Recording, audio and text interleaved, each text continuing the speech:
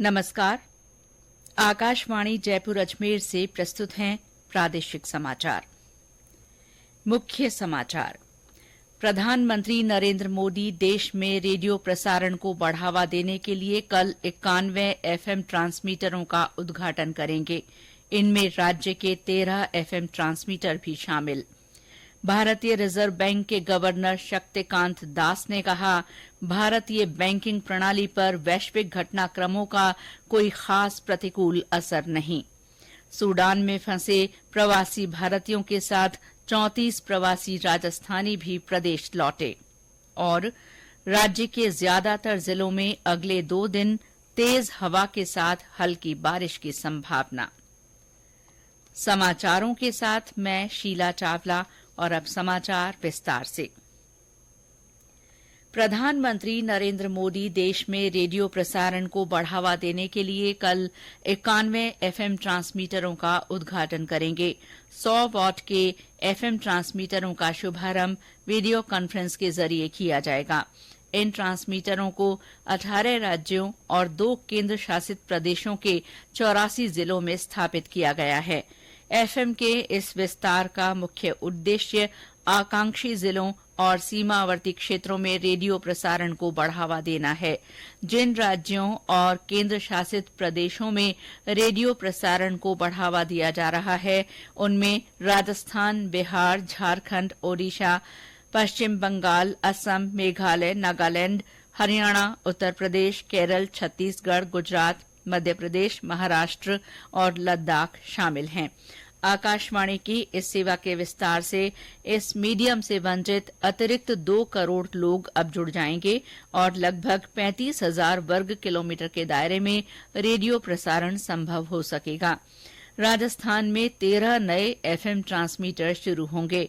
डूंगरपुर, भीलवाड़ा, बारां, पाली, जालौर, प्रतापगढ़, बीकानेर के खाजूवाला, चूरू जिले के सुजानगढ़, श्रीगंगानगर के करणपुर और सूरतगढ़, हनुमानगढ़ और जिले के भादरा तथा जोधपुर के फलौदी में ये एफएम ट्रांसमीटर शुरू हो रहे हैं।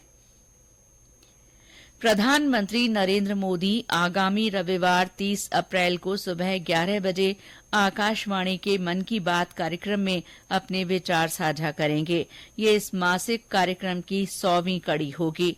ये कार्यक्रम आकाशवाणी और दूरदर्शन के समूचे नेटवर्क, आकाशवाणी समाचार की वेबसाइट और news on air mobile app पर भी उपलब्ध होगा।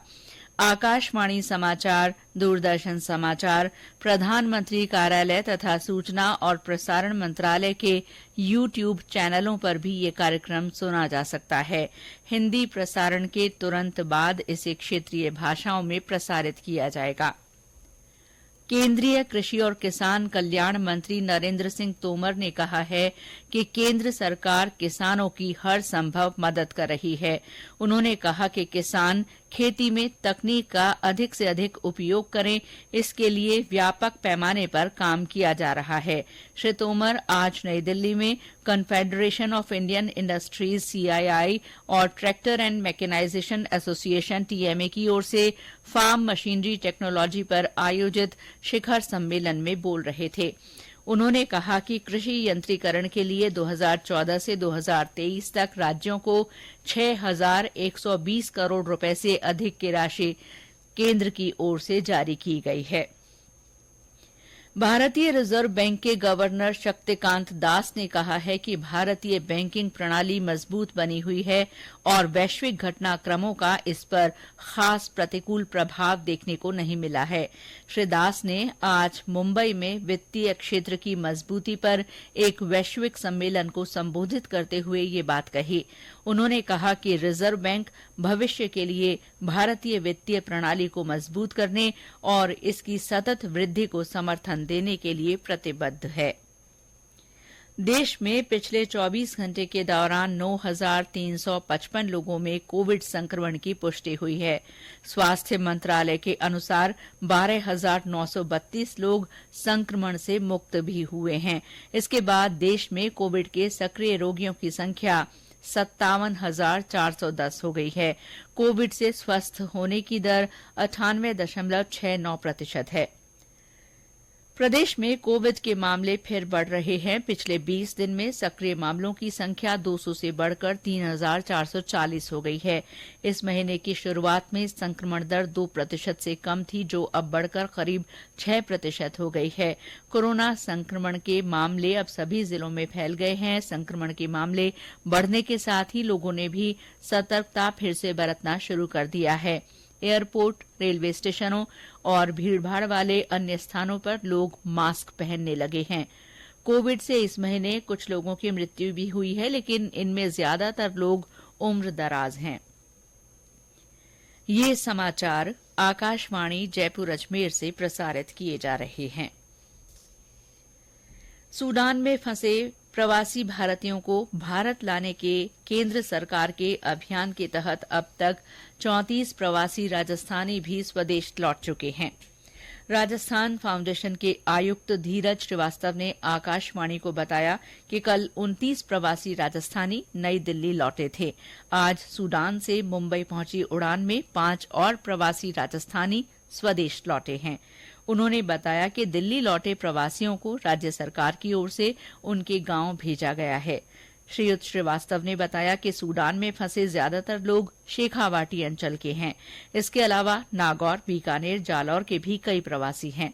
उन्होंने बताया कि आज कल में कुछ और प्रवासी राजस्थानियों के लौटने की आशा है। शिक्षा मंत्री डॉक्टर बीडी कल्ला ने आज बीकानेर में पीबीएम अस्पताल और गंगा शहर के रामपुरिया भवन में आयोजित महंगाई राहत शिविरों का निरीक्षण किया। उन्होंने कहा कि शिविरों के क्रियान्वयन से जुड़े अधिकारी पूरी गंभीरता और जिम्मेदारी से काम करें, जिससे सरकार की मंशा के अनुसार आम जन को लाभ और राहत मिले। डॉक्टर कल्ला ने कहा कि सभी बढ़े हुए लाभ प्राप्त करने के लिए महंगाई राहत शिविर में पहुंचकर पंजीकरण करवाना होगा। उन्होंने बताया कि पंजीकरण किसी भी शिविर में करवाया जा सकता है। ये शिविर 30 जून तक आयोजित किए जाएंगे। राज्य सरकार ने भारतीय पुलिस सेवा के 3 वरिष्ठ अधिकारियों को पुलिस महानिदेशक पद पर पदोन्नत किया है। जिन अधिकारियों को अतिरिक्त महानिदेशक से महानिदेशक बनाया गया है, उनमें डीसी जैन, ए पोन्नुचामी और सौरभ श्रीवास्तव शामिल हैं। पुलिस महानिदेशक उमेश मिश्रा ने तीनों अधिकारियों को पदोन्नति पर बधाई दी है। राजस्थान पुलिस महकमे में अब महानिदेशक स्तर के 10 अधिकारी हो गए हैं। केंद्रीय कृषि राज्य मंत्री कैलाश चौधरी ने बाड़मेर जिले के स्वतंत्रता सेनानी अमराराम चौधरी के निधन पर संवेदना व्यक्त की है।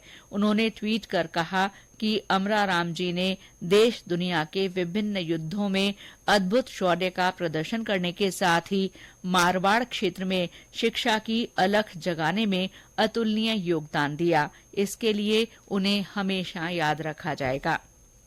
और अब मौसम। प्रदेश में आज भी कई जिलों में तेज हवा के साथ हल्की बारिश हुई है। मौसम विभाग के अनुसार आज दोपहर उदयपुर, श्रीगंगानगर, हनुमानगढ़, बीकानेर, जैसलमेर, नागौर, जोधपुर, चूरू समेत कई अन्य जिलों में तेज हवा आंधी के साथ हल्की बारिश भी हुई।